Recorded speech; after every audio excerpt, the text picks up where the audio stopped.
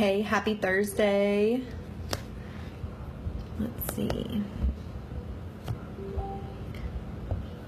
Turn this down. So, let me make sure I'm in the right spot.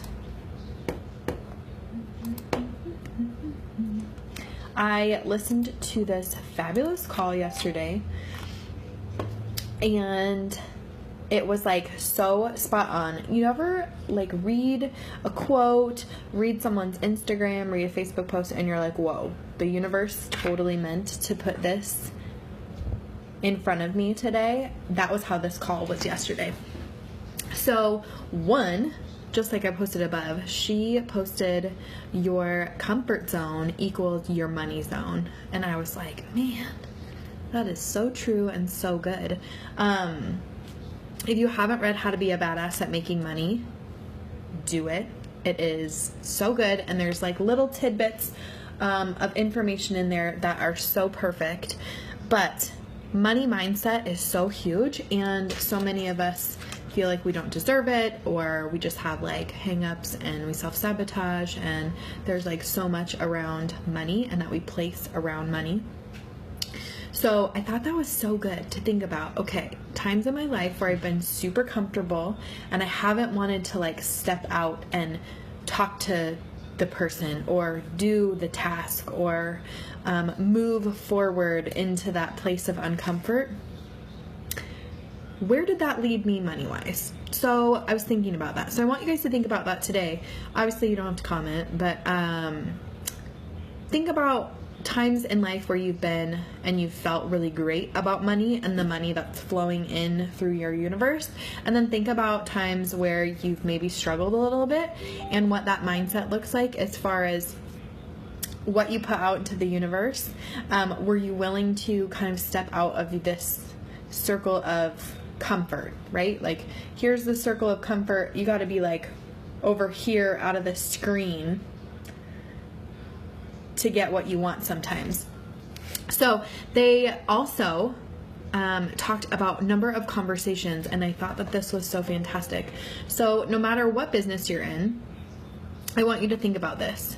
So if you have, let's say, a product that you are selling, like you have a customer base, and then most of you on here are like in a direct sales or network marketing, you have a product, like an opportunity as well. So most of the time, people opportunity-wise or product-wise have to have, a lot of conversations to move the needle. And if you've been following me for a while, you know that for me, it takes me, in a past life, it took me about 35 conversations about the opportunity and business specific opportunity to get those people to the next step, to get those people, like 10 of those people to the next step. And then I usually close like 1 in 10. But the percentage was, I had to talk to like 35 people to get 1 or 2 people signed up. So whatever that percentage is, let's do the math. So what they were talking about in their business is someone had tracked conversations, and then based on just industry average, it was like you have to talk to a whole lot of people, and out of all those people, 6 to 9% of people are going to sign up with you, whether it's for a preferred customer program, whether it's for like an auto ship program, whether it's for to be a business builder. And I was like, wow, okay, so if someone signs up 100 people, that's a lot of conversations. 8,000, is that right? 8,000? So I was thinking today, if I want to get to my goal, no, that would not be 8,000. It would be like 1,100 conversations. 1,100 times, well, about 11 to 1,200 conversations to get about 100 people on your products. And then out of those 100 people that are happy product users, maybe 20% of those people are going to actually share with friends, build a business, things like that. So if you think about your comfort zone equals your money zone, and you think about how many conversations you have to successfully get to the money amount that you want to make and the life that you want to live, are you willing to have those conversations? Hey Bergen, hey Angie. Because that's kind of crazy to think about, right? And it doesn't matter really what profession you're in. There's going to be some sort of percentage statistic for different industries, and it fluctuates, right, depending on a variety of variables. But still, if you even take a small percentage, 8% isn't like a huge percentage of the people that you talk to sign up. That's less than 1 in 100. So how many conversations are you willing to have to make the life and create the life that you want? I would love to hear. And then something to think about is how and where do you meet those people to have those conversations? What I hear a lot is, I don't know enough people. My friends and family aren't very supportive, and I don't have a large network. And I'm like, okay, so like, what's the problem? Do you know there's like, I don't even know, billions of people on the universe. So if you think about how many people you come in contact with every day, whether it be at an appointment that you go to the post office, how many people are working there, you go to the store, how many people are working there, how many people work at the gas station that you frequent, like how many people work at the Starbucks that you go to. These are all potential people that could be product users or happy customers or business builders. Like, you just don't know. So my thing for today is I just really want you guys to think about your money zone equals your comfort zone. Hey Andrea, you guys sent me the cutest thing today. It's called Box Fox. I think Box Fox. I don't know. I always say it wrong, but it's so cute. It's like this actually it was like big pink box, and it had a scarf, and it has some bath little soaky crystals and a candle and some chocolate. So good.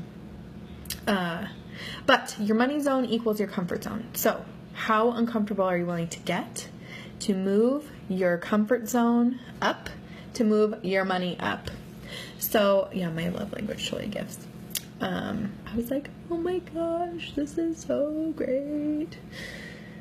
So yeah, that's it for today. Andrea, I was talking about that amazing call that we had last night, and just about how I am like such a logical kind of numbers brain, and really seeing like how many conversations you have to get, 6 to 9% of those people to join as a happy product user or as an opportunity is like crazy.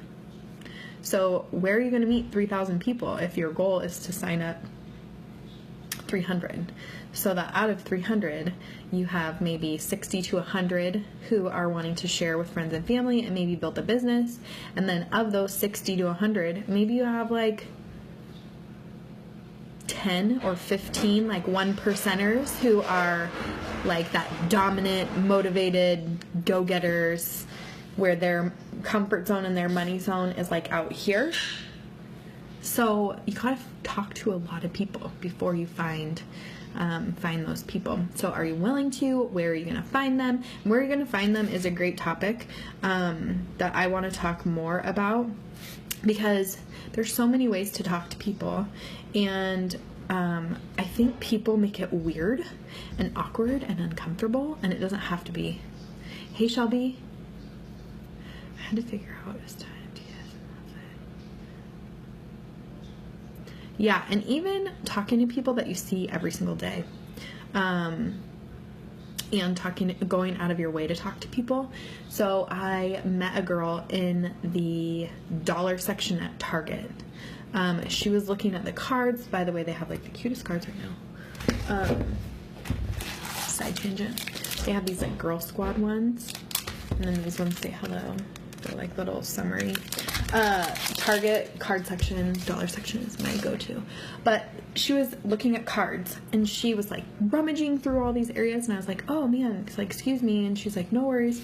And I said, oh, I just love their cards. And she's like, I do too. She's like, I'm actually looking for stuff for my kids as like a, you know, yay, school's over gift. And I was like, oh, what grade do you teach? And she's like, oh, I teach 2nd grade, but next year I teach kindergartners. And I was like, oh my gosh, that's so fun.